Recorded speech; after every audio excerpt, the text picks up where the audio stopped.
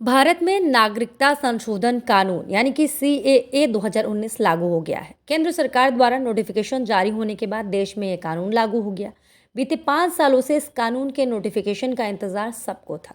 हालांकि अब सीएए के तहत पात्र आवेदकों को भारत की नागरिकता मिलनी शुरू हो जाएगी। सिटीजनशिप लेने के लिए ऑनलाइन आवेदन करना होता है।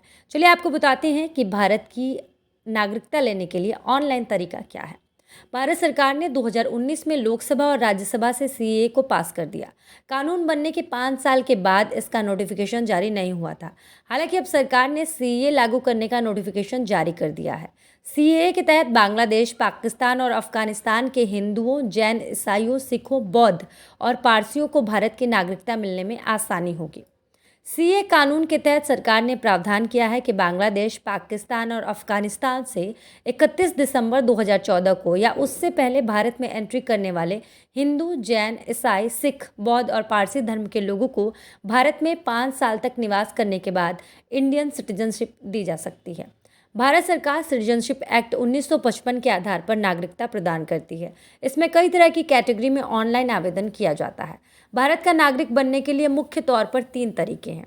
भारत में जन्म, रजिस्ट्रेशन और नेचुरलाइजेशन, इन 3 आधार पर किसी भी व्यक्ति को भारत की नागरिकता मिलती है। सिटीजनशिप एप्लीकेशन का ऑनलाइन फॉर्म कैसे भरा जाएगा, चलिए वो बताते हैं। इंडियन सिटीजनशिप ऑनलाइन की ऑफिशियल वेबसाइट पर जाकर ऑनलाइन आवेदन किया जा सकता है। यहाँ सिटीजनशिप एक्ट 1955 के तहत भारतीय नागरिक से शादी करने वाले व्यक्ति, भारतीय नागरिक के बच्चे आदि जैसे मामलों के तहत नागरिकता के लिए आवेदन किया जा सकता है। इसके अलावा भारत में तय समय तक निवास कर चुके विदेशी आवेदक भी इस लिंक के जरिए ऑनलाइन सिटीजनशिप का फॉर्म भर सकते हैं। आवेदक को अपनी कैटेगरी के अनुसार फॉर्म चुनना पड़ता है। इसके बाद आवेदक को अपनी एलिजिबिलिटी, ज़रूरी डॉक्यूमेंट और पासपोर्ट आदि के डिटेल्स चेक करनी होती है। अप्लाई ऑनलाइन लिंक पर क्लिक करके एप्लीकेशन फॉर्म भरना होता है। सारी प्रोसेस पूरी करने के बाद एमएचए फाइल नंबर जारी होगा। अपने एमएचए फाइल नंबर को याद रखें क्योंकि आगे इसकी ज़रूरत पड़ सकती है। ज़रूरी डॉक्यूमेंट्स अपलोड करें और फीस की ऑनलाइन पेमेंट करें। इसके बाद फॉर्म एक्स, फॉर्म XI या फॉर्म XII जो भी लागू हो उसे ऑनलाइन अप्लाई करें। कंपिटेंट अथॉरिटी आवेदक के पास एक्सेप्टेंस लेटर जारी करेगी। इस लेटर को और ज़रूरी डॉक्यूमेंट्स की फोटोकॉपी डिस्ट्रिक्ट कलेक्टर के ऑफिस में जमा करें।